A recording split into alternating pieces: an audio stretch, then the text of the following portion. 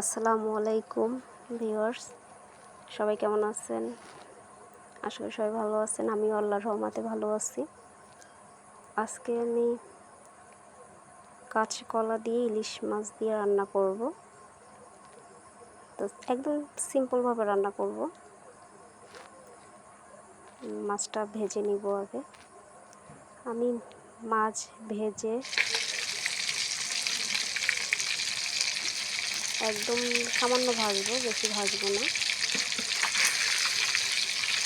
আমি আবার ইলিশ মাছটা একদম কড়া ভাজি করি না, তাহলে আমার কাছে খেতে ভালো লাগে না। হালকা করে ভাজি, হালকা করে ভেজে তারপরে তরকারি দিয়ে রান্না করলে এটা ভালো লাগে খেতে। মাছটা এখন উঠে ফেলবো। মাছটা ভাজা হয়ে গেছে।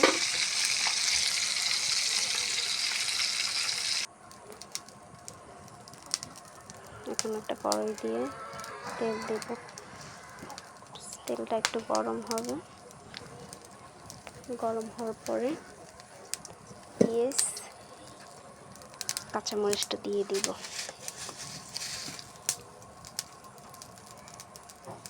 সামান্য পেঁয়াজ, মানে যতটুকু দরকার পরিমাণ মতো পেঁয়াজ দেব। পরিমাণ মতো পেঁয়াজ দিব। 3-4টা কাঁচামরিচ ফালি করে দিব। আমি ইলিশ মাছ বলেন, চিংড়ি মাছ বলেন, এগুলো রান্না করলে আমি পেঁয়াজটা দিয়ে রান্না করি বেশিরভাগ। আমি রসুনও ইউজ করি না, আদাও ইউজ করি না, কারণ আমার কাছে ভালো লাগে না, গন্ধ আসে। এটা শুধু পেঁয়াজ দিয়ে রান্না করলে ভালো লাগে খেতে।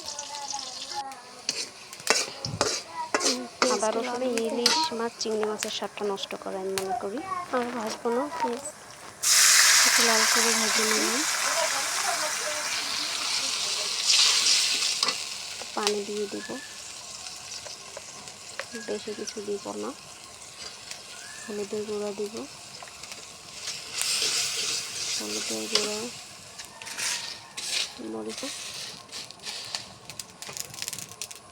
সামান্য লবণ দিয়ে ভালো মতো মশলাটা কষিয়ে নেব। দেখেন, আমি কিন্তু পাতা দিয়ে রান্না করতেছি। একদিকে পাতা দিয়ে জাল দিচ্ছি, একদিকে মশলা দিচ্ছি চুলায়, একদিকে লাড়া দিচ্ছি। আসলে পাতা দিয়ে সবাই রান্না করতে পারে না, অনেকটা সমস্যা। এদিকে পাতা দিয়ে রান্না করলে মানে একদিকে জাল দিতে হয়, একদিকে রান্না করতে হয়, কষ্ট হয়, কিন্তু পারি, সমস্যা হয় না। আর সবাই সবাই সবাই কিন্তু পাতা দিয়ে রান্না করতে পারে না। সুন্দর করে তারপর তরকারিটা কষিয়ে নেব, ভালো করে কষিয়ে যেন কাঁচা মানে গন্ধটা না আসে মশলার, ভালো মতো কষিয়ে নিই। আমি সব তরকারি ভালো মতো কষাইলে সুন্দর একটা ঘ্রাণ আসে। এবার এখন পরিমাণ মতো পানি দিয়ে দেবো। পরিমাণ মতো পানি দিয়ে দেবো। আমি কিন্তু এটা একদম শুকাবো না, একটু মাখা মাখা ঝোল রাখবো। আমার কাছে আবার কাঁচকলা দিয়ে ইলিশ মাছ দিয়ে রান্না করলে একটু মাখা মাখা ঝোলটা ভালো লাগে। একদম শুকাই ফেললে এটা ভালো লাগে না। কিছু অল্প কিছু ঝোল রাখবো। মাছটা দিয়ে দিলাম।